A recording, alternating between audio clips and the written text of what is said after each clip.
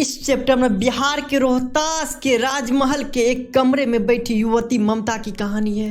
सोन नदी के ठीक बगल में बसा हुआ इनका यह राजमहल, जहां पर वो रोज अपने खिड़की के पास बैठ के सोन नदी को देखा करती थी। और जिस तरीके से सोन नदी का पानी उफान मार रही थी, उसी तरीके से ममता का भी जवानी पानी की तरह उफान मार रही थी। ममता विधवा थी, जिस कारण से वो हमेशा दुखी रहा करती थी।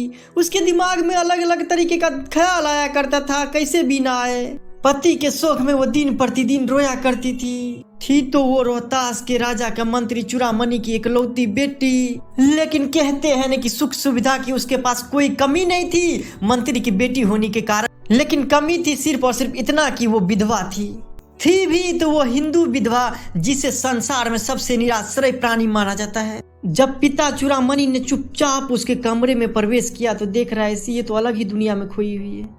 ना तो उसके आने का भनक है, वो अपना ही टेंशन में डूबे रहती थी, जिस कारण से उसके पिता को भी टेंशन होने लगा। यह देख उनके पिताजी जो है ना रूम से निकल गए। जब एक पहर बीत गया तो फिर से वो अपनी बेटी ममता के कमरे में गया, लेकिन इस बार इनके साथ में सैनिक थे और सैनिक के हाथों में सोने से भरा हुआ प्लेट था। जब ममता को उसके आगमन का पता चला तो वो पीछे घूर के देखी। ममता ने पूछी, यह क्या है पिताजी? तेरे लिए है बेटी, उपहार है तुम्हारे लिए। उतने में जन प्लेट पर से सारा चादर हटा दिया, एकदम जगमगा आ गया वो सोना चांदी उसमें से। इतना स्वर्ण यह कहाँ से आया पिताजी? चुप रहो ममता, यह तुम्हारे लिए है। तो क्या पिताजी आपने शेरशाह सूरी से हार स्वीकार कर लिए है? पिताजी अनर्थ है, अर्थ नहीं है, लौटा दीजिए सोना चांदी जिसका है। हम लोग ब्राह्मण है, इतना सोना लेकर करेंगे भी तो क्या करेंगे? है बेटी ऐसा मत बोलो, किसी भी टाइम शेरशाह सूरी आके हम लोग पे आक्रमण कर सकता है और हम मंत्री नहा रहे, हमको हार स्वीकार करना पड़े तो फिर ये तुम क्या करोगी? हे भगवान, पिताजी आप भविष्य के लिए इतना आयोजन कर रहे हैं, परम पिताजी की इच्छा के विरुद्ध इतना साहस कर रहे हैं। एक चीज बताए थे पिताजी, क्या हम लोग को भीख नहीं मिलेगी? इस पूरे जमीन पे क्या ब्राह्मण को कोई आदमी 2 मुट्ठी अन्न नहीं दे सकता है? यह असंभव है। फेंक दीजिए पिताजी, इनकी चमक मेरी आंखों को अंधा बना रही है।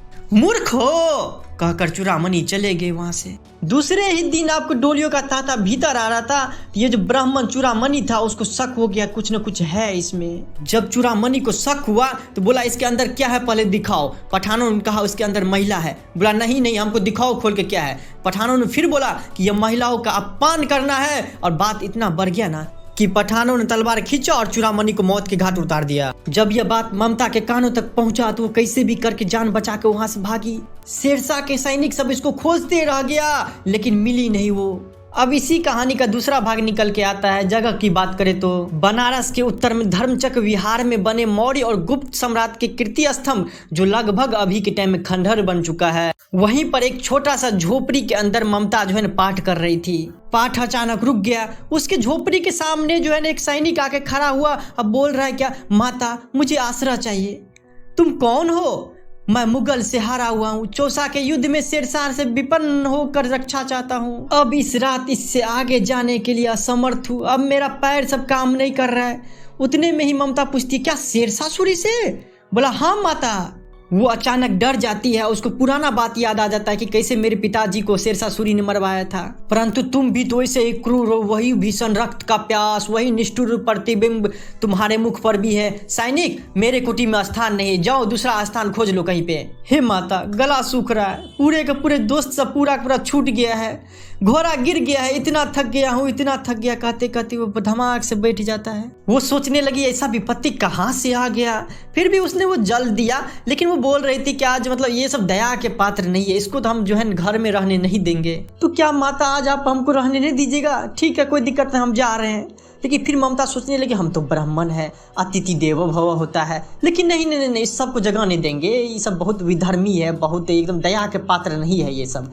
लेकिन मेरा तो धर्म बनता है ये, क्योंकि हम ब्राह्मणी है, मेरा तो कर्तव्य बनता है कि अतिथि आया हुआ है तो उसको जो आश्रय देना चाहिए। क्या पता हम तुमको रहने दे, तुम मेरे साथ छल कर दो।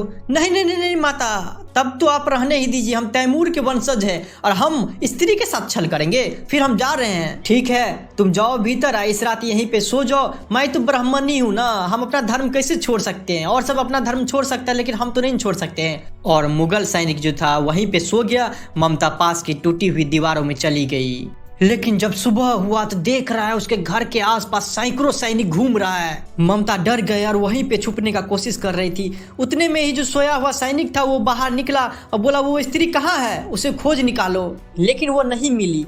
जब वो जाने लगा तो बोला क्या जो वो स्त्री तो नहीं मिली, वो हमको आश्रय दी रात भर, लेकिन एक काम करना, हम तो उसे कुछ दे नहीं पाए, तो यहाँ पे जब भी वो आएगी तो उसे जो है ना एक घर बनवा के दे देना, क्योंकि मैंने विपत्ति में यहाँ पे विश्राम पाया और यह स्थान भूलना नहीं, यहीं पे घर बनवा देना उसके लिए। लेकिन बहुत टाइम बीत गया। अब जो है ना ममता 70 वर्ष की वृद्धा हो चुकी है। वो झोपड़ी में एक दिन पड़ी हुई थी। सुबह का टाइम था, उसका जीर्ण कंकाल खांसी से गूंज रहा था। ममता की सेवा के लिए गांव से 2-3 स्त्रियां उसको घेर कर बैठी हुई थी, क्योंकि वो हमेशा जो है ना गाँव वाले का सुख दुख में सेवा करती रहती थी। ममता ने जल पीना चाहा तो एक स्त्री ने उसे जल पिलाया। उतने में उसके गेट पर एक सैनिक आके खड़ा हो गया और वो अपने ही धुन में कहते जा रहा था, मिर्जा ने जो चित्र बनवा कर दिया था वो तो इसी जगह का होना चाहिए। वो बुढ़िया मर गई होगी या अभी जिंदा हो, किससे पूछूं। एक दिन शहंशाह हुमायूं इसी छप्पर के नीचे बैठे थे। ये घटना भी तो अब 37 साल पुरानी हो गई। अब पूछूं तो किससे पूछूं, वो बुढ़िया है भी कि नहीं है। ममता ने अपने विकल कानों से सुना। उसने पास की स्त्री से कहा उसे बुलाओ तो। ममता ने रुक रुक के कहा, मैं नहीं जानती कि वो शहंशाह था या साधारण मुगल था, लेकिन एक दिन इसी झोपड़ी के नीचे वो रहा था। मैंने सुना था कि वो मेरे लिए घर बनवाने की आज्ञा दे चुका था, लेकिन अब जो है ना 37 साल बीत चुका है और भगवान ने सुन लिया। आज मैं इस धरती को छोड़ के जा रही हूँ। अब तुम यहाँ पे घर बनवाओ या महल बनाओ, मैं अपने चिर विश्राम गृह में जाती हूँ। वो आया हुआ अश्वरोही अवाक रह गया। उसके पास कोई भी जवाब नहीं था और इतने में ही बुढ़िया के प्राण पक्षी अनंत में उड़ गए। ममता तो मर चुकी थी, लेकिन वहां पे एक अष्टकोण मंदिर बनाया गया, उस पर शिलालेख लगाया गया और लिखा गया क्या, 7 देश के नरेश हुमायूं ने एक दिन यहाँ पे विश्राम किया था। उनके पुत्र अकबर ने उनकी स्मृति में यह गगनचुंबी मंदिर बनवाया है, लेकिन उस पर जो है कहीं भी ममता का नाम नहीं था। और यहीं पे पूरा खत्म हो जाता है। धन्यवाद।